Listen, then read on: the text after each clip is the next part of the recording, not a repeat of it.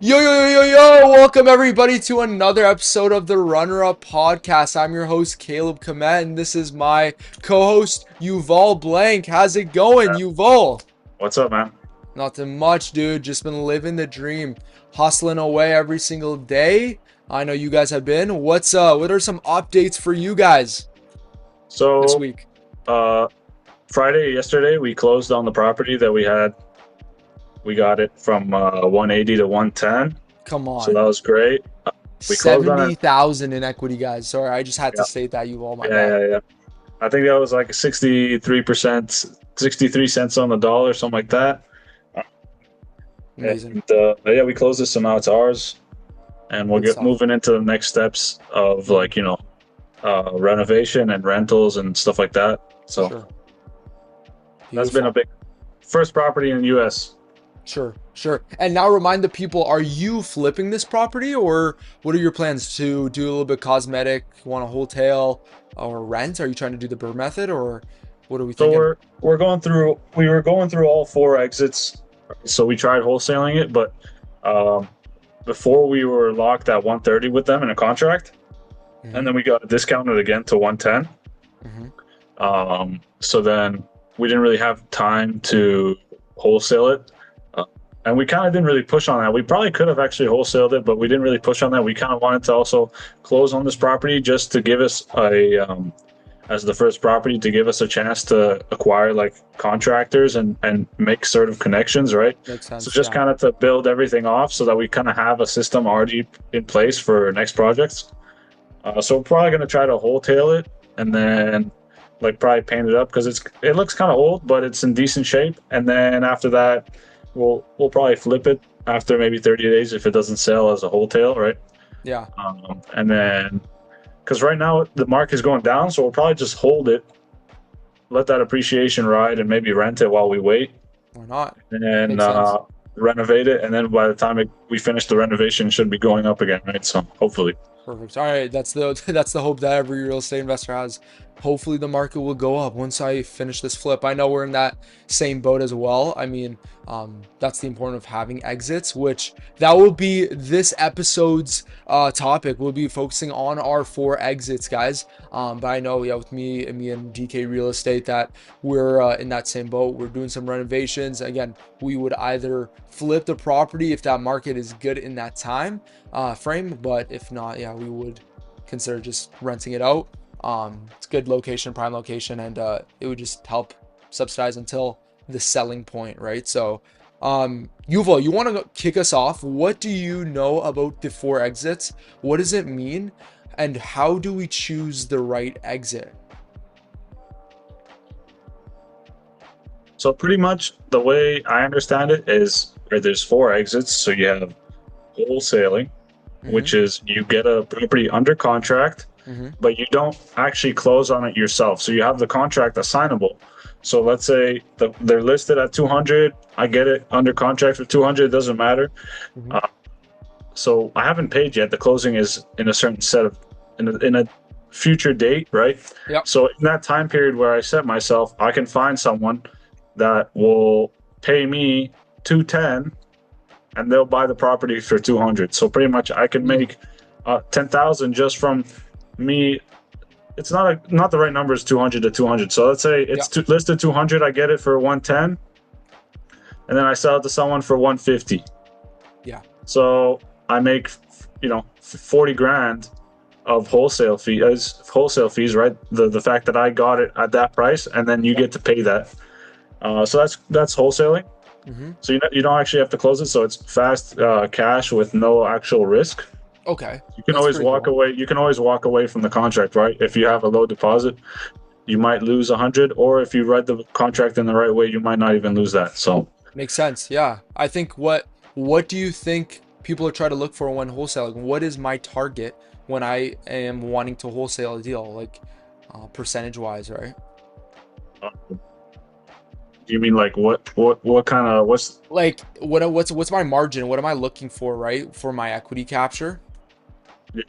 I mean, it can really vary to whatever you want. Like you could say, oh, I only want 50,000 or more, but you're probably gonna have to be going up in the more pricier properties, right? Like Right. 50,000 for a $500,000 property compared to 50,000 for a $100,000 property is a very big difference in margin. For sure. So it really Yeah. depends on your buy box. Yeah. For sure. Everybody has different buy boxes. That's a good point. At base standard, I would always like to recommend if you're going wholesaling again, you want to try capturing at least, what is it, 2.5% in Something profit, like that. right?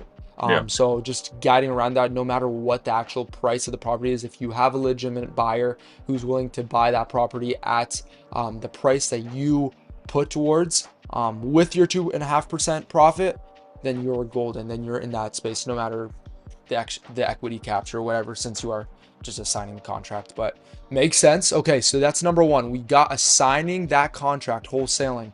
What do we Yeah. got? Number two. And we got wholesaling. So Okay. after wholesaling, everything after this is you actually close on the property, right? So you have to raise the money. You have to actually close on this property. Uh, so wholesaling is pretty much, say you have a property that kind of has, I don't know, green paint and a bunch of garbage and Mm, overgrown yard. mm, So just by you buying this, trimming the yard, cleaning the garbage, and you don't even have to paint, but maybe painting, yeah. like the super minimal amount of work, just so it looks a lot more photogenic, and you Hmm. can sell it for. Because if you already got it at a discount, right? Like say Right. again, the 200, you get it for 130, whatever. Hmm. You close on it 130. You clean it up, you resell it for 160, 170. You can make a margin, and it'll look a lot better than at the 200. So I think so. Right. There you go. Right. And then I think what we have for wholetailing is we want to look somewhere around, was it 5%? I want to say 5 to 10% of that profit that we're trying to look. Again, simplified, I'm buying that property at either an equity capture, 70 cents, 80 cents, whatever we can on that property, and doing, again, small touch ups if there is any basic needs, right? A green room, just like Yuval's living room. I think green is a great color, but right? Come on. No, I'm kidding. Green's a great color. I But not green, bro. I don't know what you're talking about. no, your living room is what I'm saying. This is your bedroom, no? But Living room is also not green, but it's okay. it's not green. Oh, worth a try. You know what is green? DK, all right? Team DK. Go check us out. And his water for some reason. No, but we'll be looking for that 5 to 10% just that profit that we're looking, right? Either if we're just buying the property, we're closing on the deal, right? And then we would put it right back on the market, maybe with those small touch-ups. That is wholetailing in a nutshell. Then number three, what do we got, Yuval? For three, we got flip. Mm-hmm. So you close on the property, and then you completely renovate it. You renovate it. It could take up to a year, depending on how fast you want to do it. Usually, you would say what, like 4 to 8 months in terms of flip. I mean, somewhere around there. I would say a good margin would be 3 to 6, depending on the size of the home, right? That's your Yep. standard project. Anything that exceeds that, that's like a legitimate flip, and you need a big profit capture when it comes to that. At least 10% plus. Also, for that 100%. wholesale, for the wholesale, I've heard some people say, 2.5 is good, but I think I've heard even Ben say it's like set the limit at 10,000 minimum, and then anything higher than that. So if the percentage happens to be more than 10,000, sure. But if you say 2.5, but you only like you work in Saskatchewan or something, and you buy a house for 18,000, Yeah. 2.5%, Right, there's there you nothing go. there. There's That's nothing pretty there. good. So I think he That's usually pretty good says like change. anything under than 10. You could probably do less if you want. It's just anything less than that. Is it worth the work, right? Because you do still have Yeah, to advertise for the property. You just do still have to do something. exactly. So it's just up to your consideration, right?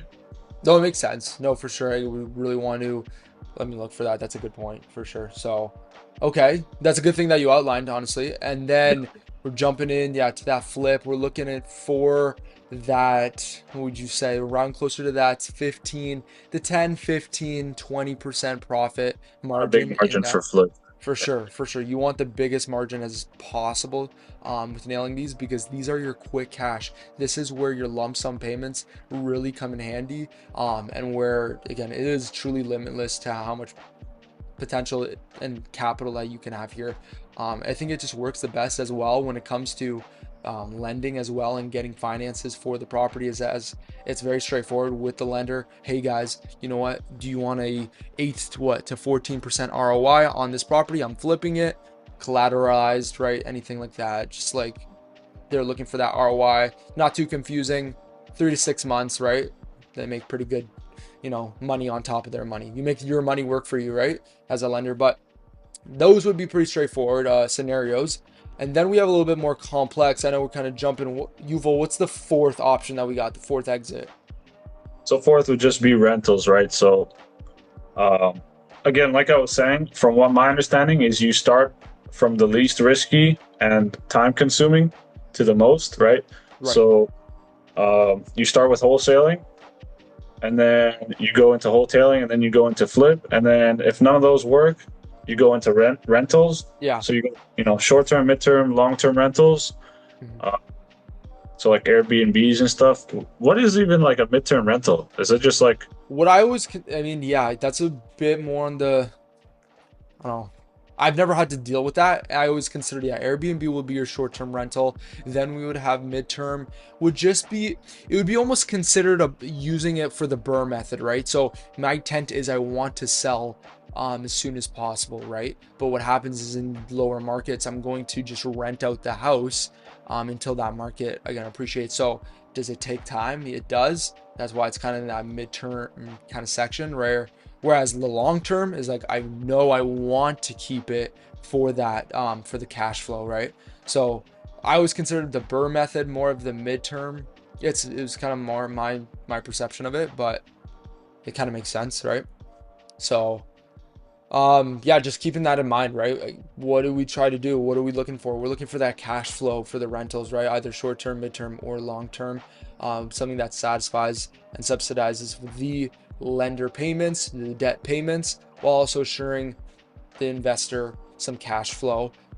Which again, it's a bit, I mean, it could work and it does work with many for the was it single family properties, not too bad for those rentals. I think it would be better if you did jump into some triplex, fourplex, even some multifamily, as where the cash flow is really made there, right?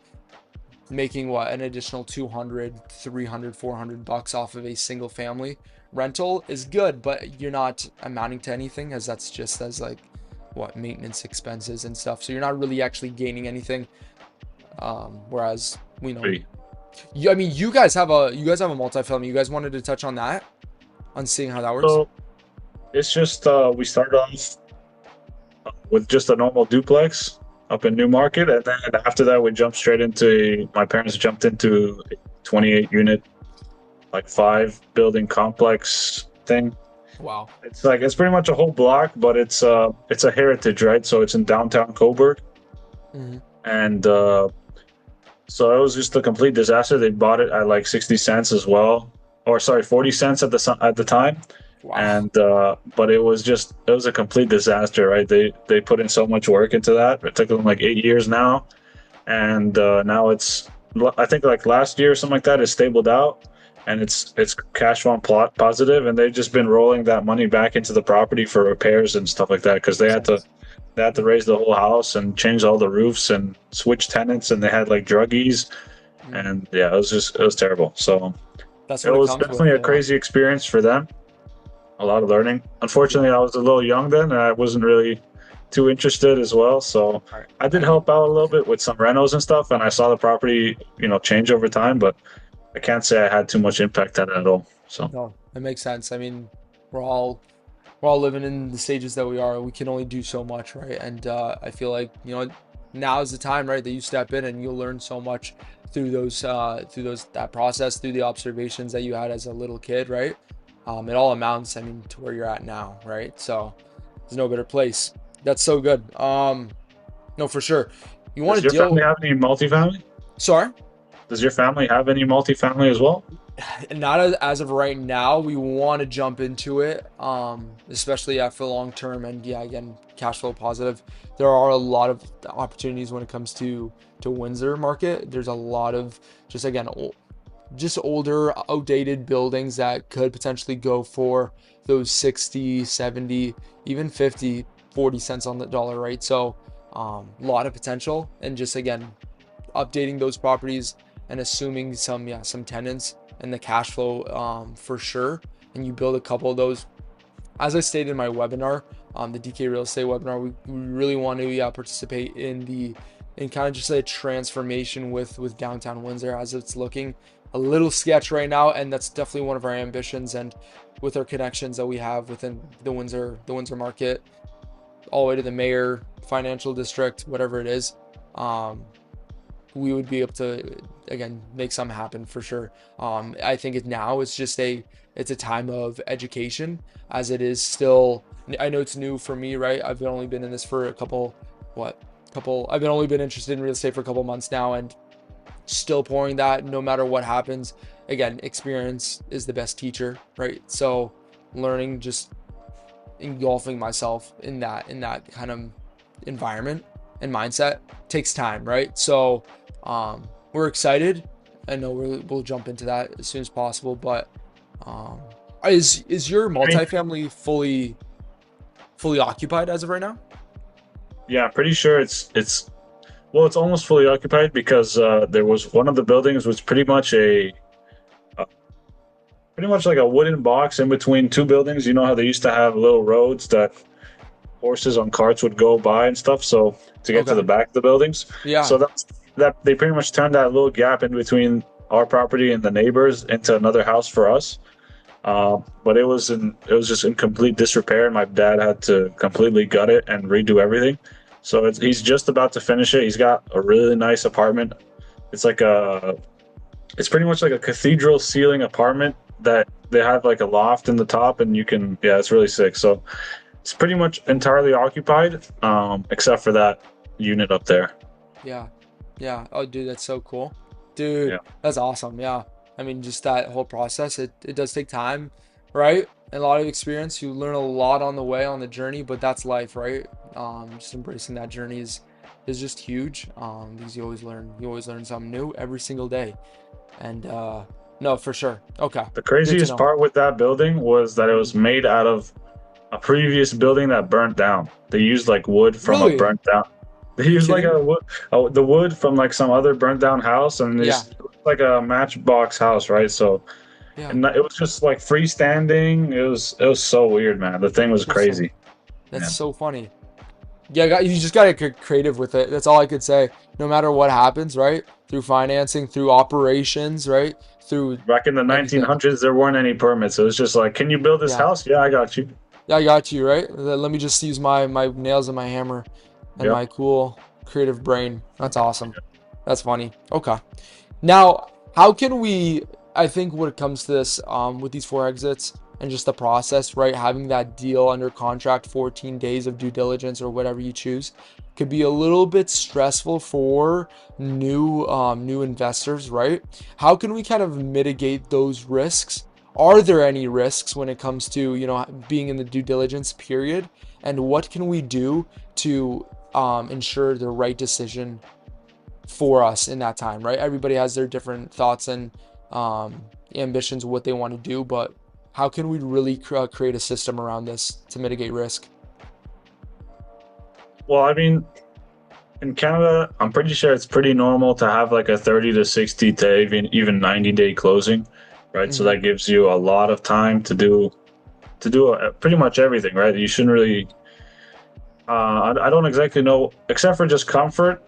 I don't exactly know why else you would take like a 90-day closing. Yeah. Uh, so, I mean, in terms of mitigating the risk, if you have like due diligence, right? That's a very vague phrase. So you can definitely.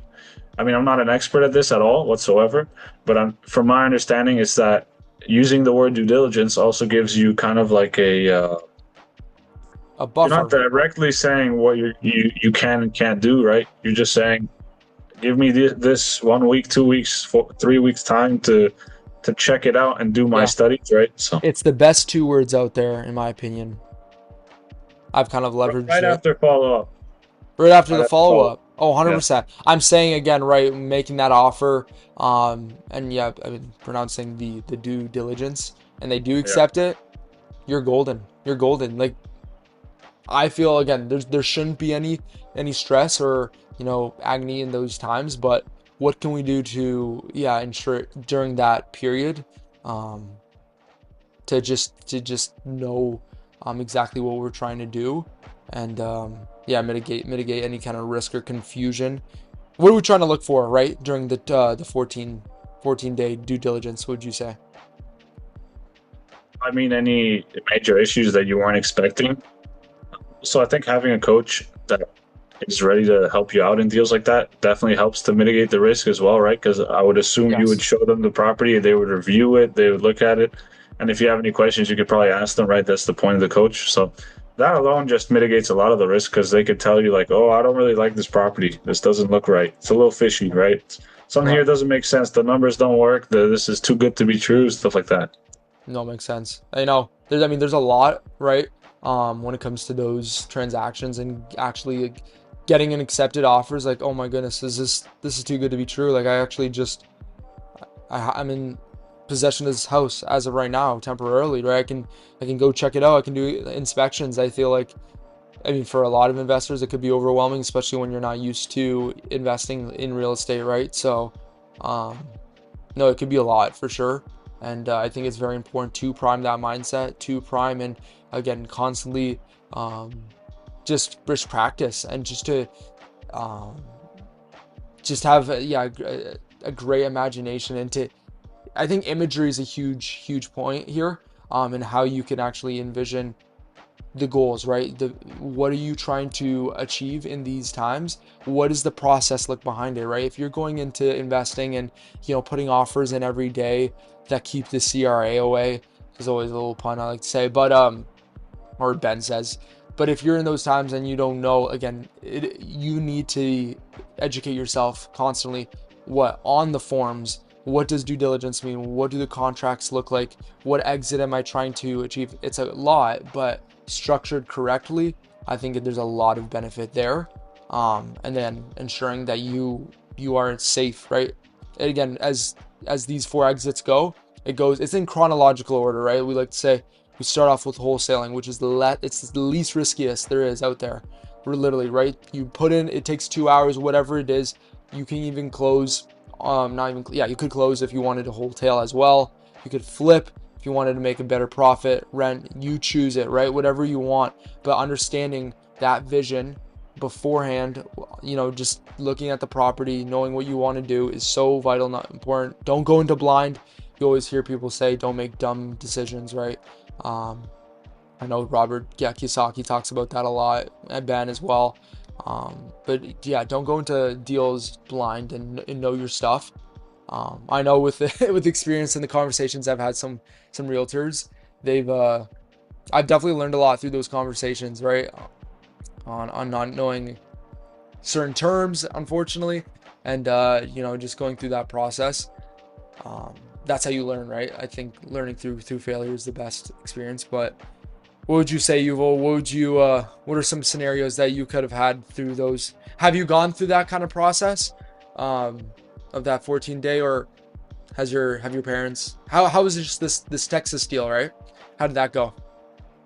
Yeah, so pretty much the way we're doing it is we're sending out first, right? And if they want to bite and they actually seem interested, then we'll do our proper, four exit analysis where we would get in most of the data and we would see does it actually fit our offers. Like Mm, if the person's telling me, oh, they'll actually accept this number, and I send it over and they accept, in that due diligence phase that I gave myself, I'm gonna check all the numbers and see if it actually works. And the reason we're doing that is just because before we saw that we would say like, "Oh yeah, send me an offer. They might be interested," and then it would take us way too long to send in a single offer, just because I wanted to run all the numbers, make sure everything was right, and then if it wasn't even right, we wouldn't even send it an offer. So it would just waste the time, mm-hmm. and it's just easier, and I think probably even simpler less stressful for just to send an offer, see if they're even interested, right? There's no point in wasting your energy and burning yourself out on Yeah. doing analysis on everything that someone says, oh, they might be interested, or just send me an offer, we'll see what they say. And then you do a whole analysis for something that they won't even, look at 50,000 close to that. Makes sense. Makes sense. Yeah, no, for sure. I think aligning that's priority. That's huge, you all, for sure. What's But your current process in terms of do you do the analysis before? yeah, no, well, if anything, I like to do the analysis during that due diligence, literally the day of or the day after we get that thing under contract. Make sure you know your stuff. What am I looking for? What's our budget? If what am I doing? What kind of exit, right? We always, I mean, going now forward, we would love to get into some wholesaling, some flipping. Gets us a lot of, again, cash build up and equity that we could put towards the company development, right? Because we are business owners here. We are developing a company, right? It's not just personal investorhood, which again, I think Robert Kiyosaki, Ben, they talked so much about that and emphasized because that is important, right? With the cash flow quadrant, if you guys are familiar, I'm jumping from S to B, and then I'm being an I, right? Some people want to be an E and go straight to I, or S to I, if you know those kind of terms to the cash flow Depends on quadrant. your But situation, right? If you have money or not. 100%, 100%. But I feel like a lot of people, they either jump too early, or they're not aware, financially literate, which is important. It's really important to be financially literate and knowing where you're at, what stage, and how can I actually achieve um, that financial freedom in both regard. I think the right side of the cash flow quadrant is where it's at, the business ownership. If you're able to really construct and develop a business there, investing, it's just easier. It's the easier, like, your money is making money for you, right? Through your business that you've Yeah. already developed, right? So B and I is where it's at. But um, I always like to I want to get into multifamily, as I already stated. As of right now, what we're trying to focus on are more of those lump sums through flips, through wholesaling. I'm really looking forward, yeah, to my first wholesale deal, which will be cool. Um, but yeah, as of right now, that's kind of where our vision is as a company, right? Because as we're trying to establish a team and to produce a lot of reputable just awareness around Windsor, we need a little bit of capital for that, right? Fundraising, events, sponsors, marketing, advertising. We want to create a solid brand before we jump into any long-term runs, which again, once we do emphasize and become successful in those, just the awareness and the brand building, it's super simple to just establish a long-term result, as capital will keep on compounding for the long run. But I can just keep, dude, we're just yapping, and we're learning on the way.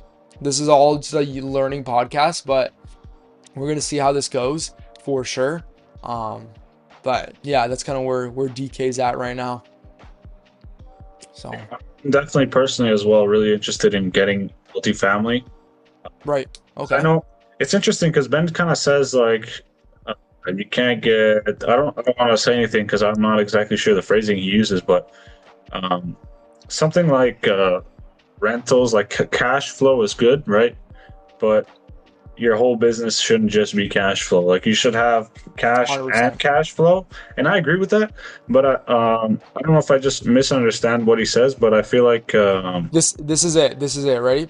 Cash flow is defense, while your lump sum, your flips are the offense. And I think both are vital. You need both to ensure a successful venture, right? An enterprise, because one will back you, right? It's the defense. It will secure you. Whereas, you'll have ups and downs when it comes to flipping and to wholesaling, right? It's not a constant flow. So instead of my chart going like this, which I think we learned a lot through DK, right? Dimension.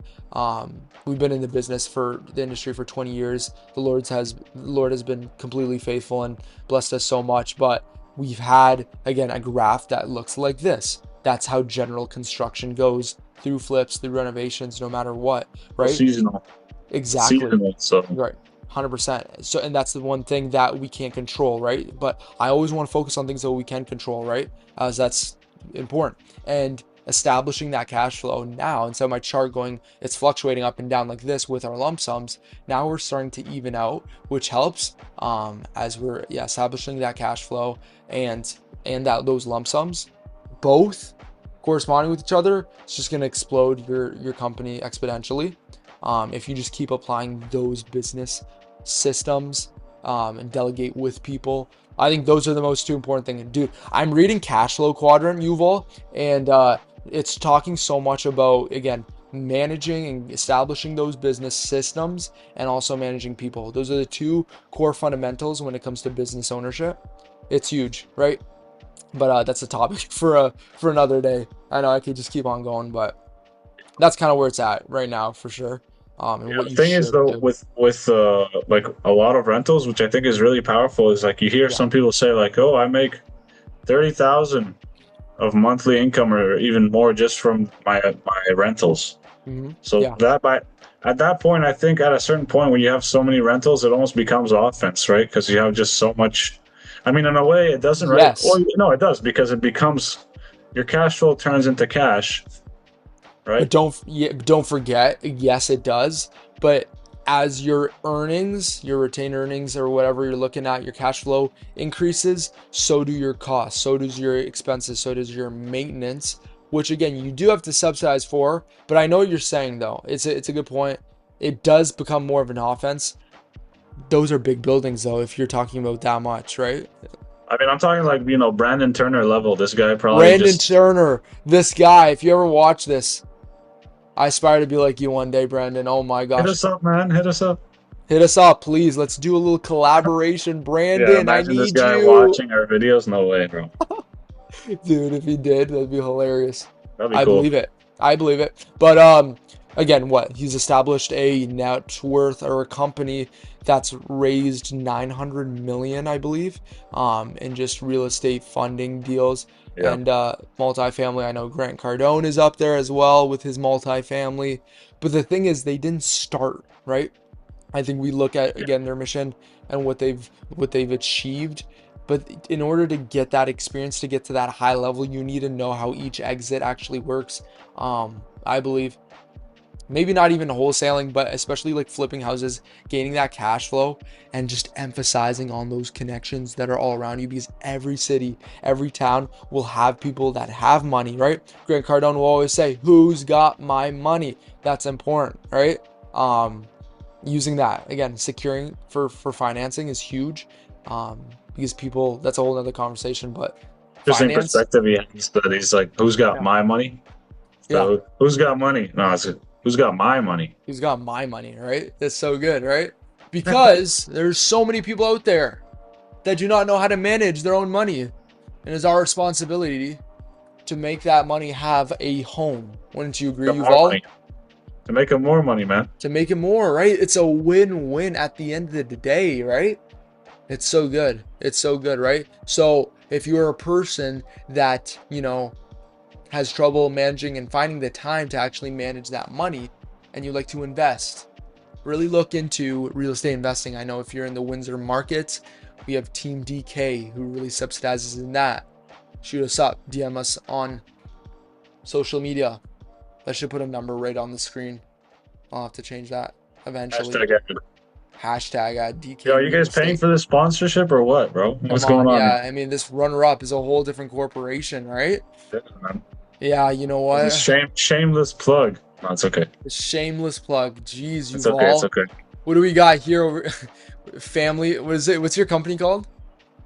Um, to be honest, it's kind of been changing a little bit, but It's been we changing, had guys. we had the family home bars. We got Shelly in the blanks, stuff like that. That's pretty cool. Shelly Yeah. in the blanks. That's funny. Why is it not Eugene in the blanks? Eugene in the blanks. Yeah. Come I on. mean, We never know. That's fine. maybe Okay. No worries. No. we'll do Eugene in the blanks for Or Yuval, right? a different Yuval country is or something. taking them all over. Yuval takes them all. Yeah. Yuval will take them all. I love that. That'll be your new slogan. Yeah. Awesome. Okay. Okay. Well, basically, that will, yeah, concludes this episode for today, guys. As we were, yeah, just discussing again exits, their importance, the order of them, how to mitigate the risk, what are the best strategies, what scenarios are we going through right now as we're learning this too, right? And there's so much that, again, take time to really educate yourself if you're not already, educated in the process. But I think it's super vital to learn how each stage works, to understand the due diligence period, the contracts. Take time to understand it all, because we're in an information age, guys, and that's what's really important. It's no more industrial age. It's no more working hard and getting money, right? Or collaborating with, with 50% of your finances towards the government. I'm doing this all to, again, provide that financial freedom for my family one day. And I know Yuval's up there as well, but we really aspire to create this impact, to provide influence, and to really help manage people and their money, right? I think that's important, as people don't have time or are educated in this. So I think that's very important. It's something we aspire to do. And it just brings us joy as communities are built around it. I think it's more than just, a real estate investing. I think building connections long term really help out. I think it's cool. I'm always, yeah, people's freak. I always like to connect with new people and to establish those connections. So um that's what we're here for, right? And that's what I love. That's what I aspire to be, right? So why not doing it while investing all together, right? In some real estate. Come on, I do it now too. we do it There's no now. need to wait for us to be, 30 or something to Right? Come on. finally Come on. decide that we need to do. Maybe I should get into real estate because it only took me, 20 years to realize that I hate working for someone else. So Exactly.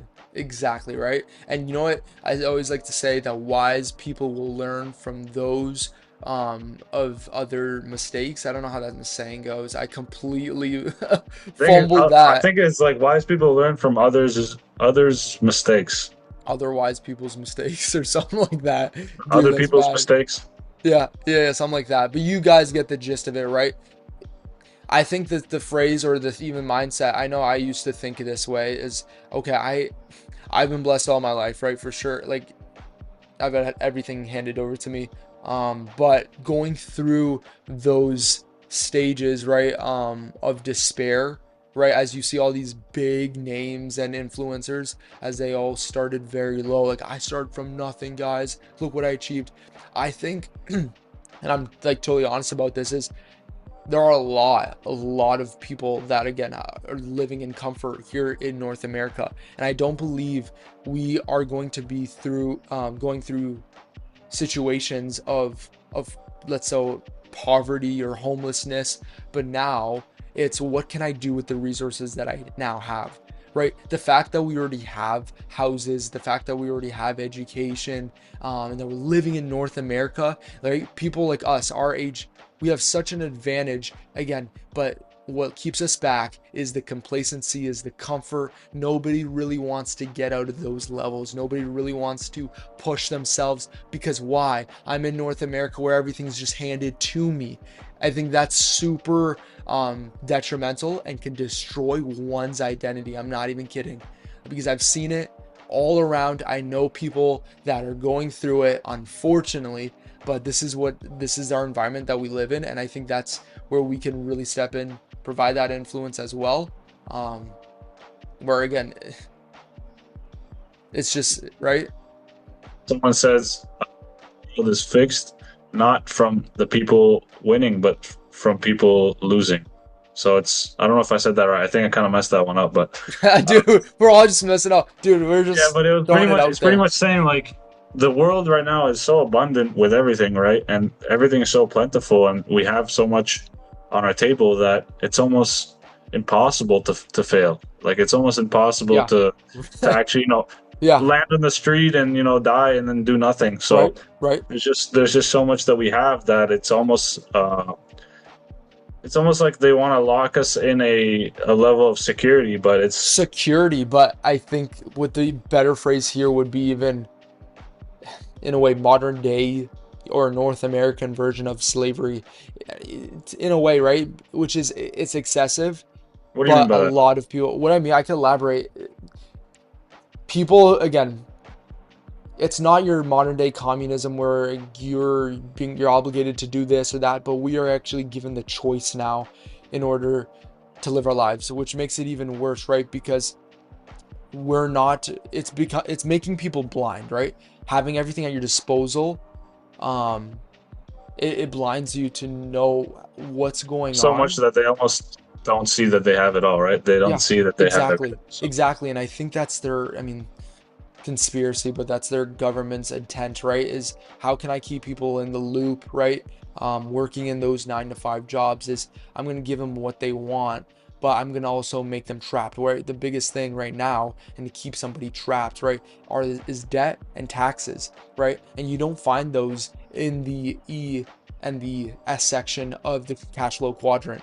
I think a lot of people will get stuck in that and get blinded by the benefits in corporate companies, right? I have this, I have that, but it's I get this this retirement money, but only if I work for them for 50 right. years. Why am I worrying about my retirement money? Like, I wanted, if anything, I want to work for the rest of my life in that mindset of doing whatever I want, right? I don't want to be obligated to working to a 9 to 5, right? But establishing like enough cash flow and passive income. That's what I mean by that. But I don't want to be trapped by that 9 to 5 corporate job, knowing that I'm limited to how much I'm making or in my department, taking orders from somebody. It's just I think it's detrimental, and it doesn't allow creativity to flow. When creativity doesn't flow, then there's no result. There's no results. Believe it's different for all people, but I, yeah. Yeah. And I think So another what, thing I wanted to add was that I think the school system right now needs to shift in a way on how it's teaching, because, like you said, in a way, I kind of agree with that. You know, it's the government fixing, but not exactly in that term. I think it's more of just the school system right now is teaching you still to be like a factory worker, right? It hasn't changed in like over 100 years. They're still teaching the same in the same yeah, way, the same stuff. yeah, So they're still just teaching you like go get a degree and then work for someone for until you die, whatever, until exactly you right. have to retire. So they don't actually really bring. Maybe now they might start bringing it up a little more, but I know for me it was like I didn't really know what to do, and then I was wondering what I should do, and then they also started pushing, become a trades worker, go do trades. Oh, they make good money, but you have to work, 40 years in the same company until you get a retirement. But by then your back's messed up, your knees are gone, and It's you're already brutal. you're already 60 It's years old. brutal. So Exactly. Exactly. And then what happens? Do people now, and it's the number is decreasing, or sorry, it's increasing on the people that are either retired or going into retirement, and they actually do not have enough saved up. People from retirement have to yeah, go and start working again because of just it wasn't enough at the end of the day. I didn't make enough. I didn't get there. And you know how inflation's too high. degrading that is to, one's life, right? Yeah. Knowing that you have to go back to work. It's brutal, right? I want to work with the intent of what impact influence. I said it all over again, right?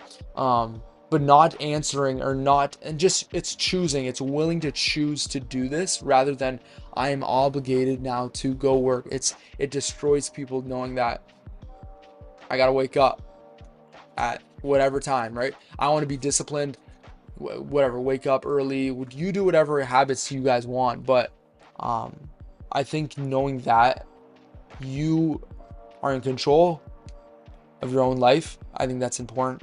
I think that should be poured upon. We literally have the choice, and we have every ability to control our own states, financially, mentally, whatever it is. But you were being so distracted, bombarded with so many things and so many marketing strategies from different companies and society that we're not holding our own. I think especially like men nowadays, I think we need to do a little bit of a better job in being a little bit responsible, right, with our choices, with our decisions. Um, it's a I think it's crucial just thing. clearing our mind from like, because we're pretty much been molded into this like pretty much like a rat race. We've just been molded into just, you go, you work for a long time, and then you stop working and you go sit outside and Exactly. yeah, be an old man. Yeah, exactly. And who do you make money? Who do you make money, right? During those times, you make your business owner make money, right? So here, I'm at school learning how to make somebody else money, right? Do you see how that kind of corresponds, right? If I'm going to school, I'm learning how to be an employee or even a self-employed worker in a trade, right? As you already stated. It personally doesn't work. What we found as well, which was very vital and why my father had to pivot as well in his early ages, right? Get this also, that 9 out of 10 businesses will fail in the first 5 years, 5 to 10 years. Isn't that's insane, guys? That is data. That is not drama. That is complete data. And again, They don't Lord teach is you how to run a business too. It's not cool. it. It's not. They They can say, teach "Oh, you you can start your business," but they never actually go into that. Especially even like exactly. entrepreneurship classes Oh in my high school, gosh. where bro, it's just bullshit, man. They don't It's say all anything vague. about it. I will testify, I took the business leadership, the marketing, the accounting, the personal finance. What they teach you is so vague. And especially when it comes to what personal finance, they just teach you to diversify. Let me get a mutual fund. Let me get a GIC. Let me get some stocks, right? That may make me what, 2 to 5, maybe 10% a year on my investments. They just teach you again. It's I Because think they don't it's actually want you to go in that way, right? So they just want to kind of throw they it at you teach so they you, can say yeah. they teach you it, right? It's all meant to make you, give money to somebody else in that phase. It's hard to explain, because I'm still bearing the concept myself, but Yeah, so you're benefiting somebody else in those stages, right? Why would I give money knowing that I can, be set for my retirement when I can come up with a secure business plan now, invest there, knowing that my numbers can multiply, like insanely, and compound year over year instead of when I'm 65 and 70. Like, I'm not looking for that financial security. I'm looking for financial freedom. There is a big difference when it comes to that, right? So, um, really, really forming that the vision of I'm willing to put in 5 years of 10 years of really hard work. I think even just in 5 years, if you go like super hard in 5 years, uh, right. But you can that, retire in yeah, 5 years, right? So would you rather yeah. that and it would be really hard, or would you rather kind of hate your job for 50 years? Right, right. It's just delayed gratification, which people don't know because what? Short attention spans, right? Everybody's living in comfort, so they don't like the feeling of suffering or pain. Suffering is good, guys. Failing is good. What happens is you learn the most in those stages and equips you and prepares you. That is all. And if you don't understand that, good luck. I give you all the best and try your best to succeed, right? But not understanding, yeah, that concept, it's vital. You have to. It really pushes you forward, I think, right? Establishes everything for you. But really just understanding the delayed gratification. I want to push as much as I can now in order to secure that future because I want to enjoy my life.